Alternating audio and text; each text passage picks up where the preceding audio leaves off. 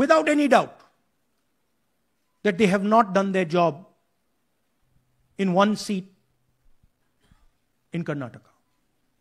And the people of that Lok Sabha have had their... Hi guys. ప్రధాన ప్రతిపక్ష నాయకుడు Rahul Gandhi EC BJP మొత్తం లాలూచిపడి ఎలక్షన్లలో మోసాలకు పాల్పడినట్లు తన దగ్గర అణుబాంబు లాంటి ఎవిడెన్స్లు ఉన్నాయని చెప్తా వచ్చినారు. నిన్న ఆయన ప్రెస్ మీట్ కూడా పెట్టారు.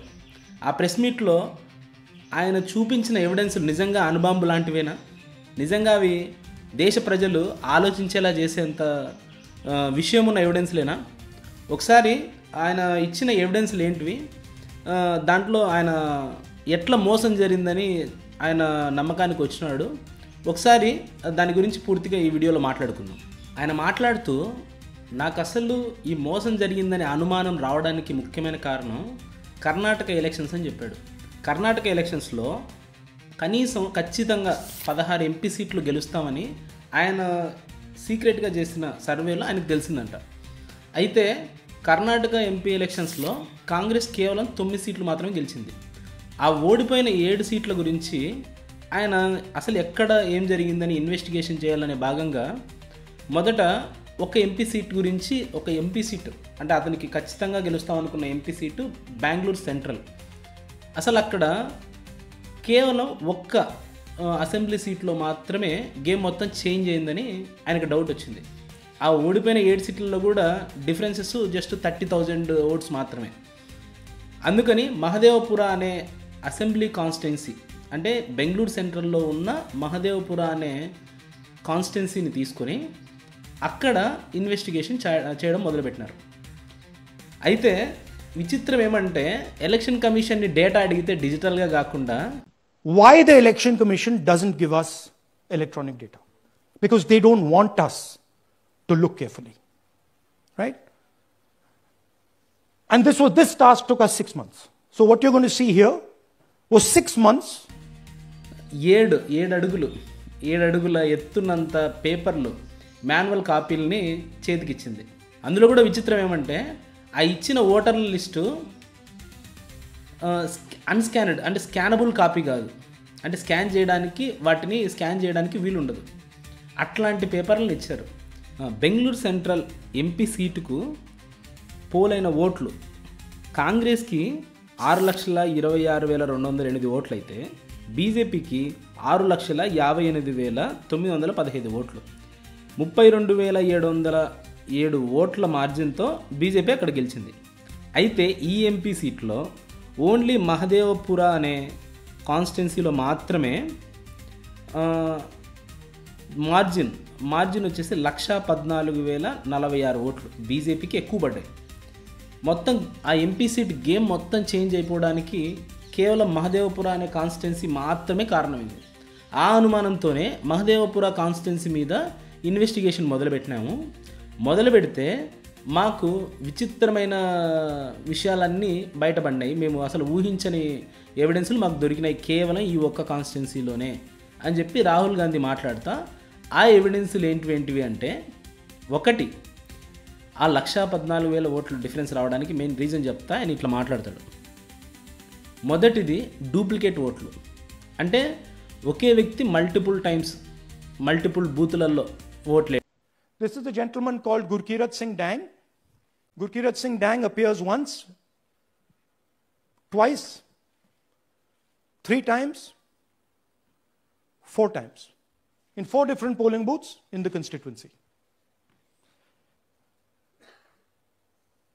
He is the same name, the same address, the same person, 4 different polling booths.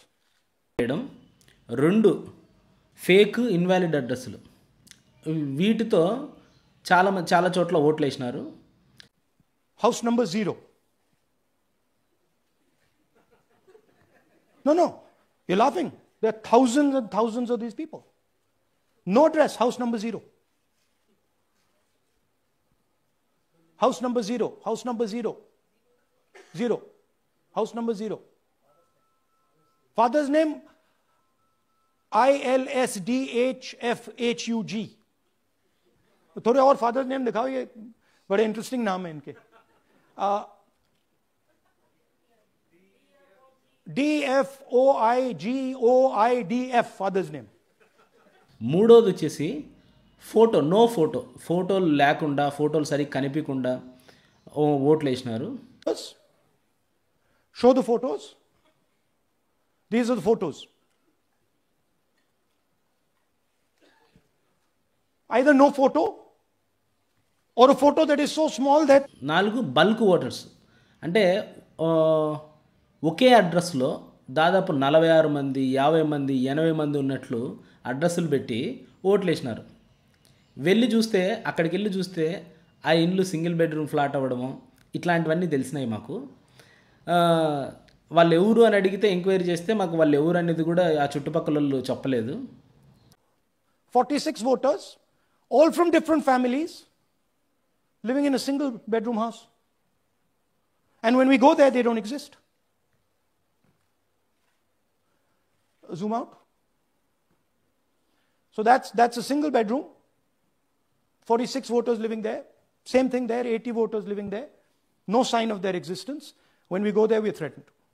ఇంకొకటి ఫామ్ 6 అనే దాన్ని మిస్యూజ్ చేసినారు. ఫామ్ 6 అంటే కొత్తగా ఎవరైనా ఓటర్లు ఓటు వేయాలనుకుంటే ఆ ఓటర్లు ఈ ఫామ్ 6 ద్వారా వాళ్ళ కొత్త ఓటర్ ఐడిని తెచ్చుకొని ఓటేయచ్చు. అయితే ఈ ఫామ్ 6ని 70 ఏళ్ల వ్యక్తులకి, 70 ఏళ్ళు పైబడిన వాళ్ళకు కూడా ఇట్లాంటిది ఇచ్చినారు.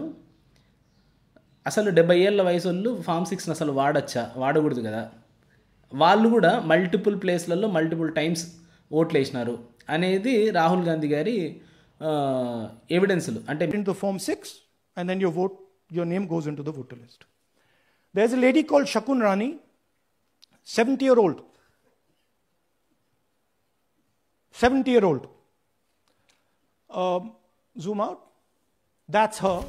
వీటిలో డూప్లికేట్ ఓట్లు 11,965, ఫేక్ ఇన్వాలిడ్ అడ్రస్ల ద్వారా పోలైన ఓట్లు 40,009, బల్క్ ఓటర్స్ సింగిల్ అడ్రస్లో బల్క్ ఓటర్స్ ద్వారా పోలైనటివి 10,452, ఇన్వాలిడ్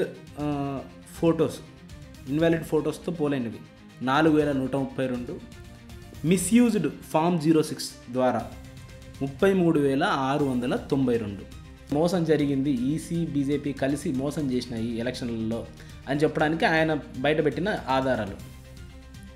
అయితే ఈ ఆధారాలు నిజంగా ఇప్పుడు ఈ ఆరోపణలు ఈ ఆధారాల ద్వారా ఈయన ఏదైతే చేస్తున్నారో ఈసీ మీద ఆరోపణలు, అవి నిజంగా ప్రజలందరూ ఆలోచిస్తారు ఖచ్చితంగా. ఇప్పుడు నిజంగా ఇవి మొత్తం దేశం అంతా చర్చ జరుగుతుంది, కరెక్టేనా ఆయన చెప్పిన ఆధారాలు అనేది. నిజంగా ఇవి ఆధారాలు కరెక్ట్ అని ప్రూవ్ అయితే నెక్స్ట్ ఏం జరుగుతుంది? ఇప్పుడు ఓడిపోయిన ప్రతిపక్షం కూడా క్వశ్చన్ రైజ్ చేస్తుంది, అందరికీ ఈసీ సమాధానం చెప్పాలి. ఈసీ నిజంగా దీన్ని ఎట్లా ఎదుర్కొంటుంది, నిజంగా అవి ఎవిడెన్స్లు ప్రూవ్ అవుతాయా, కోర్టులు ఏం నిర్ణయం తీసుకుంటాయి ఈ ఎవిడెన్స్ల మీద అనేది మనం వెయిట్ చేయాలి.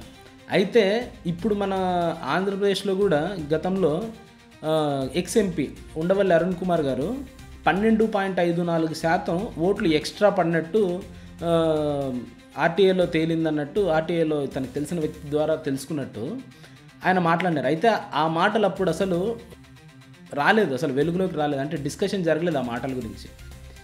ఇప్పుడు ఖచ్చితంగా ప్రతిపక్షం కూడా ఓడిపోయిన, బీజేపీ దగ్గర ఓడిపోయిన ప్రతిపక్షం కూడా వాయిస్ రైజ్ చేస్తుంది, క్వశ్చన్లు రైజ్ చేస్తుంది, ఇప్పుడు సమాధానాలు చెప్పాల్సి వస్తుంది. ఇది చాలా చిన్న విషయం కాదు.